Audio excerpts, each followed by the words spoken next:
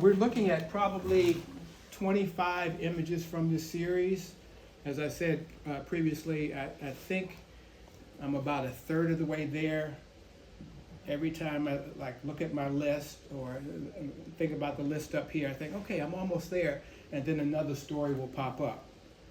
A lot of this work has been inspired by my visits to the Lincolnville Museum and Cultural Center. I thank Gail and Floyd for their various presentations, and it's a beautiful museum and cultural center, which you have to go on MLK, and the address is 102 MLK in St. Augustine. When people come in and say, I want to find out the history of St. Augustine, I want to go to St. George Street. No. Go to the Lincolnville Museum, go to the Cord Freedom Trail Museum, go to the Jimenez Fascio House, go to the Oldest House. If you go to Fort Mose, the first place that African Americans set foot on soil in the United States, just north of St. Augustine, about 5 or 6 miles. That picture is represented there, that second picture that you see. The inspiration for this series initially came because maybe it was a few weeks or months after football player Colin Kaepernick started taking the knee to protest police brutality of black and brown people, and the support that came from that, and also what he and others ran up against because of those actions. And as we see now, that was a most peaceful protest.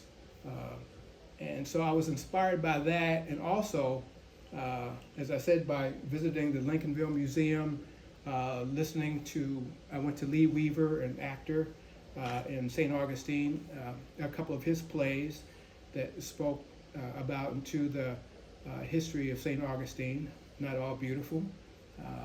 Also, I took a little apartment on MLK, and in the evenings after dinner, I would ride around Lincolnville, and I noticed the Accord Freedom Trail markers. So that was my night school. Most evenings, instead of after dinner sitting on the couch, I get on my bike and I cruise around, and there are Freedom Trail markers in the front of historic buildings. So I would ride around and read those markers, and discovered that I could also listen to an audio on my iPhone as I rode around. And I discovered more of the history of Lincolnville and St. Augustine. And I was quite excited to discover that on the street that I was living, Martin Luther King Jr., Jackie Robinson, Andrew Young, Ralph Abernathy had all been on that street and had marched. And Dr. King, of course, he spoke at the First Baptist Church and St. Paul's AME Church on St. Augustine, in St. Augustine, as well as Jackie Robinson also spoke at that same church. He was a big time, I call him a major league activist. In fact, I have a picture that I've created. It's not finished or up yet. Speaking to Jackie Robinson's efforts, both his physical support, his presence, and also his financial support of the civil rights movement. So that initial series began with, first of all, the series began before I even realized it began. As with most creative people, sometimes we get insights or inspirations and may not fully understand why, but I have learned to go forward no matter if I understand its impact or how it's going to play out in my work.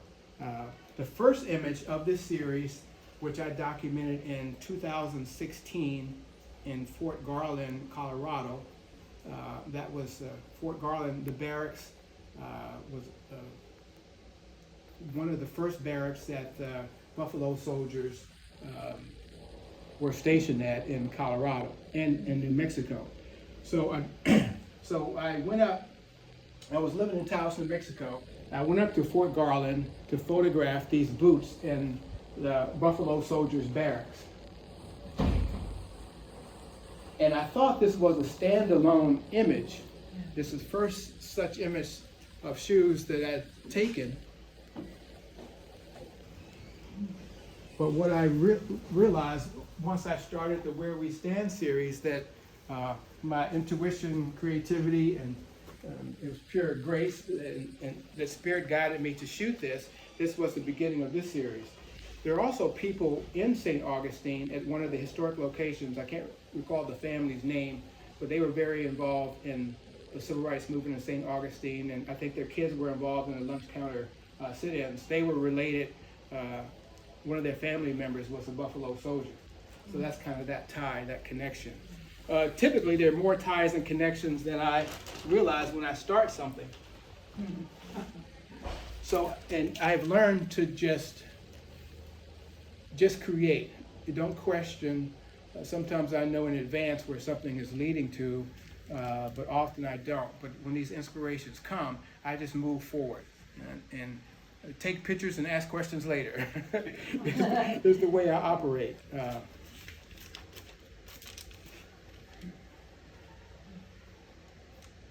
I also discovered a lot about, more about St. Augustine African American history and civil rights history from Jessica Clark had done a couple of stories on important people or locations in St. Augustine, and I think the first one was probably the first school, which was the first school in St. Augustine for African American kids, the only, and that's in West Augustine.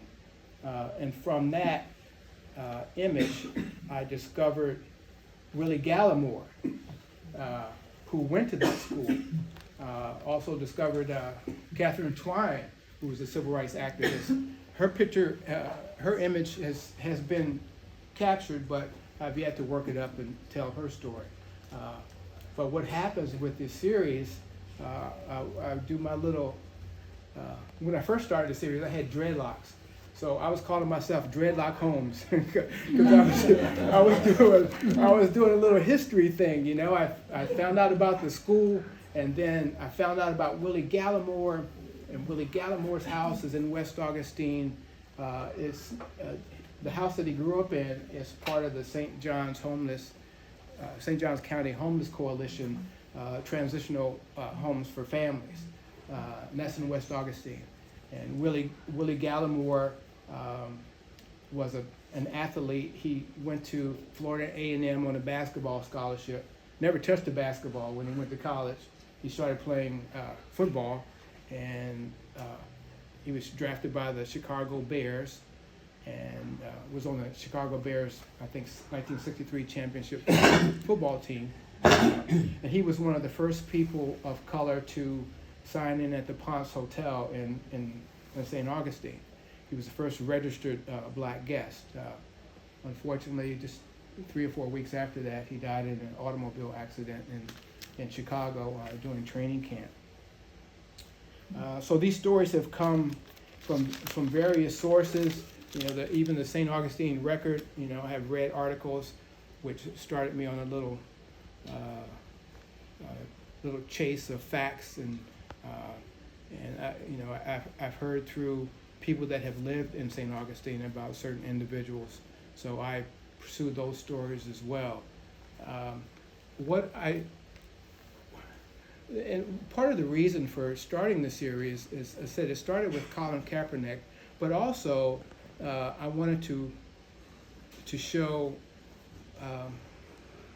what people in Florida and nationwide have been through, and why we stand, where we kneel, where we sit, where we pray, and the reasons for that. And I felt as though using the shoes, which, I mean, that idea came in the middle of the night. I can't remember exactly how it happened.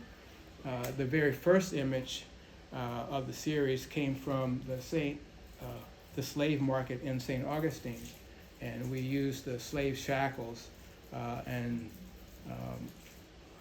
one of my models, a gentleman that used to live on the streets in St. Augustine.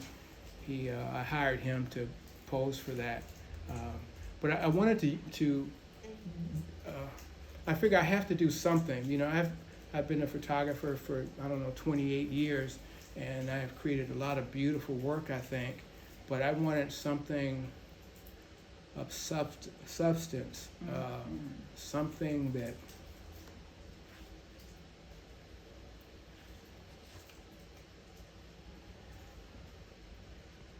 wow.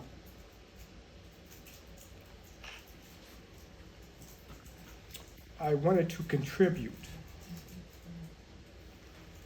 to not be a bystander, a pedestrian, to use what I've been given. You know, my parents always say, use your blessings to be a blessing to others.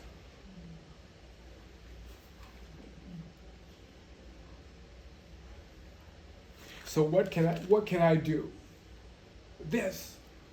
So I wanted to tell stories in the way that I could understand and others could understand, and storytelling in a way that would make it easily accessible for others. Not everyone is going to go into a museum.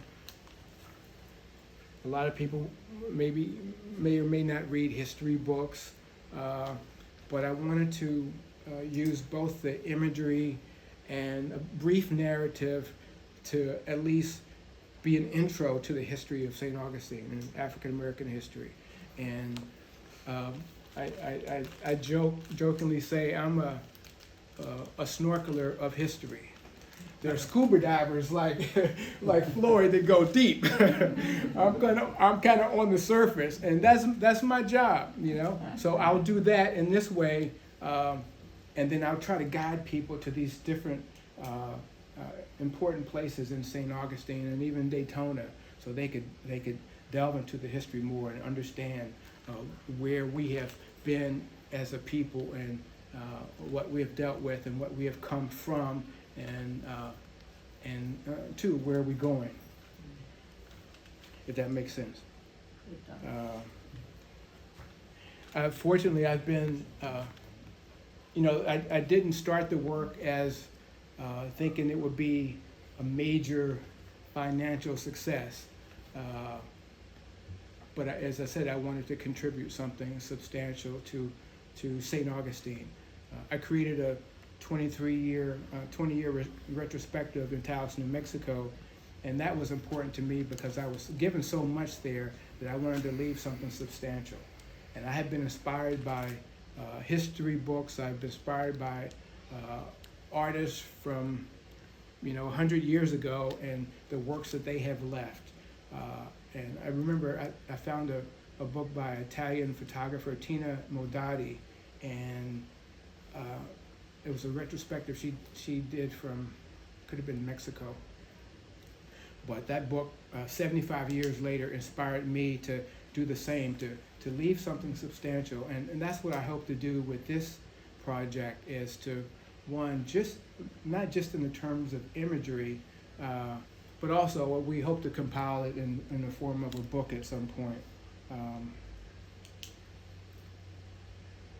The work has been sponsored by the St. Johns County Cultural Council and also by the Northeast Florida Community Foundation. So they have, because of their grants, I've been able to amass maybe close to 40 images, both printed and framed. And we're certainly hoping that some other type of sponsorship will come in to help me do the next 30 or so. And also, my goal is to travel and to show the exhibitions. I think my good friend Bill from who's on the City Council in Tampa has asked me to come down. I've been doing like this for a few months because not quite ready. But I hope to maybe go down there and do a presentation. Hopefully there'll be an exhibition maybe in St. Augustine at the Leitner Museum would be ideal, or once the Lincolnville Museum and Cultural Center finished with their renovation, maybe there'll be space and time for an exhibition there, which I would truly love that. And as I said, we hope that series will lead to publication of some sort, a book. I think initially, you know, people ask me, it's kind of funny, what are you working on now? I said, I'm working on everything, man. I have like 28 bodies of work, and I'm the guy that's spinning the plates, you know, that's me. And fortunately, because of that, you know, it drives me crazy sometimes. I don't suffer for lack of ideas or enthusiasm. God, where was I going with that? That I'm always adding an image to a particular body of work, and I didn't start out doing bodies of work, but after a long period of time of repeatedly focus on things that I care about, you know, they fall into these certain categories. So as I said, I had probably, I don't know, 28 bodies of work. So I'm always working on something. I said, people, what are you working on new? It's all new, man. You know? So I start this project, and then I should write a song. I'm going to wait till the 3 a.m. hour, because that's when I wake up and go, oh yeah, I'm going to do this, this, and this, or the idea comes to me. I think that's probably how the Where We Stand started in the middle of the night with these shackles. So I'm in the process of, I'm not quite in the middle of this body of work, and I'm already thinking about, okay, what's the end game, so to speak. I try not to let that dominate how I operate. You know, my focus and how I do best is one image, one story at a time.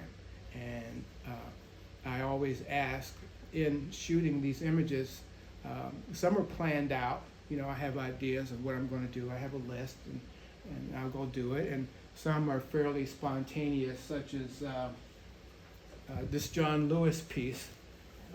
It's called Giant Steps. This was taken at the Monica Hotel, Casa Monica Hotel in St. Augustine. And I was sitting in the gallery one day thinking, oh yeah, John Lewis.